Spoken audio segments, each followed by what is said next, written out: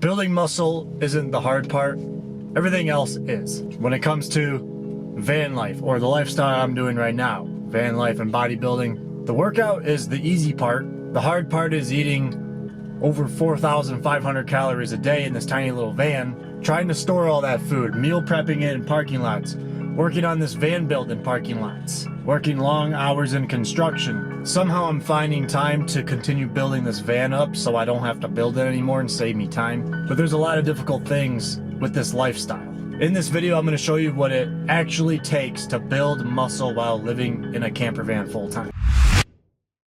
Now, just for your information, I eat 4,500 calories a day. So the hardest part isn't lifting the weights. It's not the fact that I can't stand up in here. You know, if I try to stand up, I hit my head. It's not the fact that I'm living in a compact box. It's buying, storing, cooking all this food. So here's my first fridge. Here's my second fridge.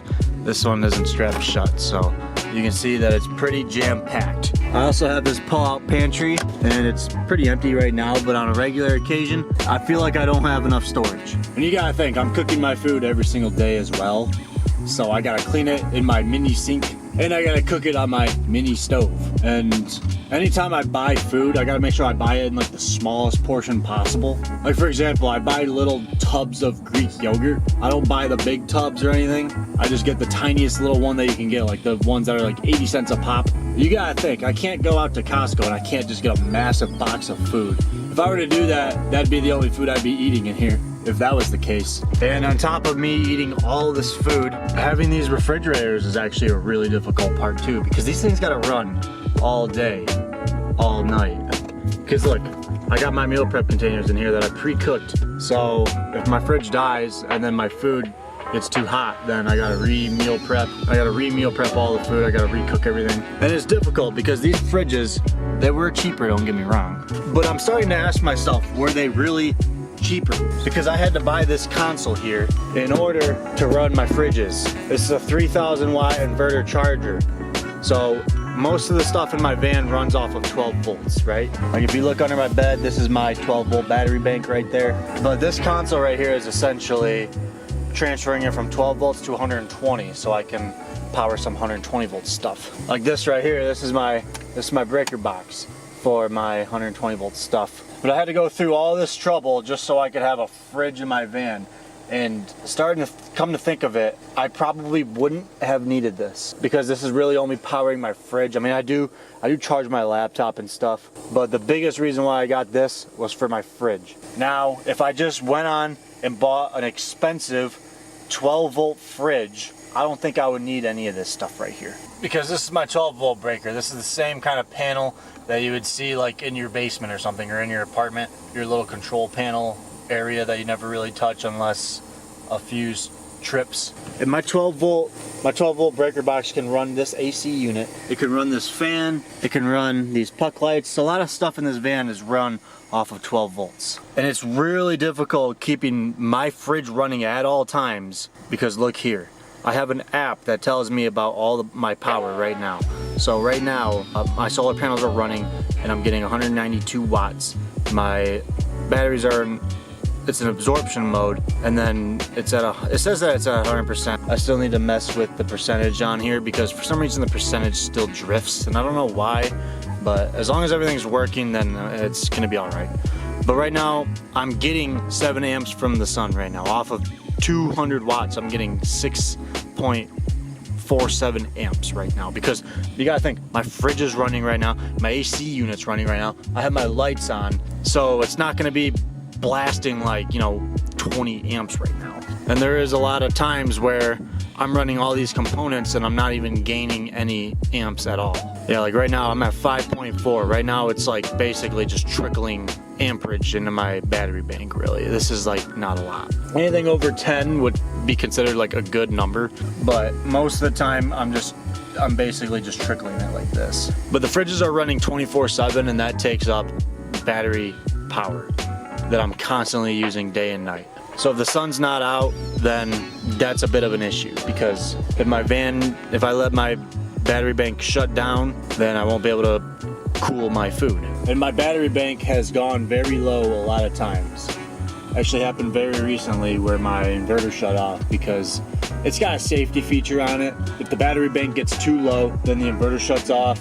So basically my fridge is like the first thing to die, which is not ideal. I wish it was like the last thing to die. So it's always a huge issue. It's always really stressful. My food has never gone bad though. I've always had availability to like ice packs and stuff. And then my fridge also kind of works as a cooler, and I have freezers too. So I always freeze up ice packs, and then if my fridge dies, then I just transfer my ice packs to the fridge to help kind of keep it cool for a while. I've never had to recook my food yet, but it's bound to happen. This is van life. Technically, people aren't supposed to be living like this, so problems like that are gonna occur. So now the hardest part about van life, between working long construction hours, bodybuilding, I'm at the gym for 2 hours a day, I got long commutes to work, I'm running a YouTube channel and I'm consistently posting once a week, and I gotta edit in my van. It's the hot summertime, I can't stand up straight. But the most difficult part about all of this is building it. I am an idiot for thinking that I could have gotten this done in 2 months. I could be off work for 2 months and it still wouldn't get done. And I'm pretty experienced with carpentry, I guess I could say. I mean, I had to learn so many different trades to do this because I'm basically building a house, just a very small version of one, but it still has the same idea as a normal house does. It's got wire, it's got off-grid electricity, it's got cabinets, it's got flooring, it's got ceiling, it's got lights, it's got plumbing, it's got heat, and it's got AC. And it's a lot of work, and I'm not gonna get it done as quick as I thought. I work long construction hours, so whether I get a house or not, I'm still gonna be driving far. So I've just been building the van in parking lots. And for the most part, all the carpentry work that I did on these cabinets looked good. There are some, I was pretty critical on a bunch of stuff, but I just did not want to go back to fix anything. Going back to fixing a problem is a very big deal because it would take me all day just to build a simple carcass for a cabinet. So if I mess that up, then I gotta redo a whole day of just the carcass. Now, let's say I mess up the drawers after that. Now I gotta go back another day. I'm basically, if I fixed everything that I messed up, I would not be this far at all. I'm not gonna fix anything in a parking lot. You're not gonna, trust me, if you're in a parking lot building a van up, you are not gonna wanna go back and fix something, trust me. Unless you really have all the time in the world. If you have a client and you're building a van for somebody else, then yeah, you'll probably want to go back and fix it. But now my mindset is at the point where it's like, okay, get this van done. So I use a 3D modeling program. So this is SketchUp right here. It'd be difficult for me to just start throwing wood together and just start building stuff without a plan. It'd be difficult to just grab a crayon and start drawing on a leaf about my game plan for the van build. So I got all these folders here, and like phase 1 for example. So this is phase 1 right here, and I'm able to 3D model it. You zoom in and it's accurate enough up to a 1/16 of an inch, and you can basically fine tune everything. If I really had the time to, I would actually build my entire van on SketchUp, and it would probably make my build a lot easier now that I think about it. That 3D model is this tall cabinet right here. You see I got my pantry here, and then that's the pantry on the 3D model. I don't know how to make the pull-up drawers on SketchUp, I just did them that way, because whatever. But then you can't fine-tune stuff without having a rough idea. So here's my rough idea of my van. This is called Van Space, and this is essentially everything that I've done so far. Well, this is just like the rough draft, the big 3D model, the big idea of the van. So still what I have left, this is phase 1 right here. Whoops.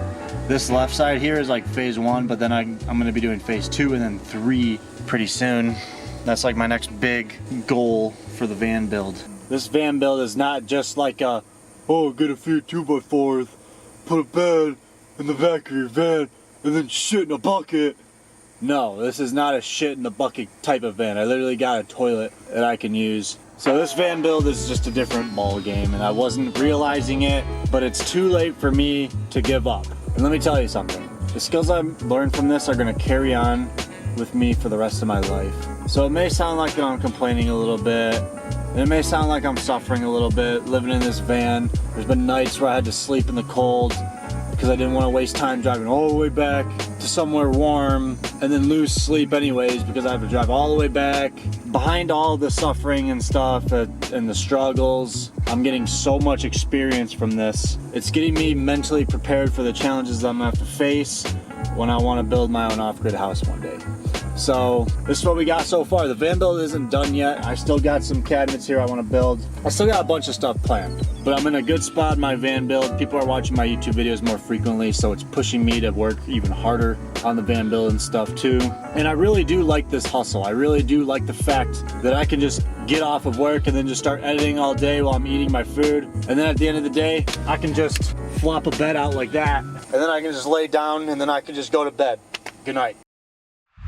Morning. It's 2:36 in the morning. I'm at the gym right now. The gym has this like outer section, like this outdoor section. All this equipment that's outside must have been the gym's older equipment that they used to have inside the building before they like did a remodel on it. And these machines, they look older, don't get me wrong, but if you walk around and you kind of use them, you can still realize that they work in perfect condition. And like this, for example, they don't have this leg press inside, so I might as well come out here and use a leg press on a leg day today, because these are pretty popular machines. So I didn't realize they had this until now. Despite being at this gym for 2 months now, I'm just realizing that they have a leg press. So we're gonna use it. I'm recovering from low back pain, so I'm gonna be lifting really light, but I'm gonna be doing high reps. I'm doing 30 minutes of mobility after my workouts every single day, so hopefully once my low back starts getting better, I can start loading up again on machines like this. But man, they actually got a lot of good shit out here, because this is a backwards sled. I believe this is a reverse hyper. I don't know where I would put my legs. I never used a reverse hyper before, so I'll have to try this out eventually as well, because I know this helps with low back pain. There's actually some frogs on it. Oh wait, no, those are just wood. That's just pieces of wood. I can definitely get the hang of using this back extension hyper. I know I believe Louis Simmons invented this thing strictly for low back pain. I don't know. Don't quote me on that. But yeah, I literally just found like 3 or 4 things outside that I can start implementing into my workouts, which I'm gonna start doing for sure.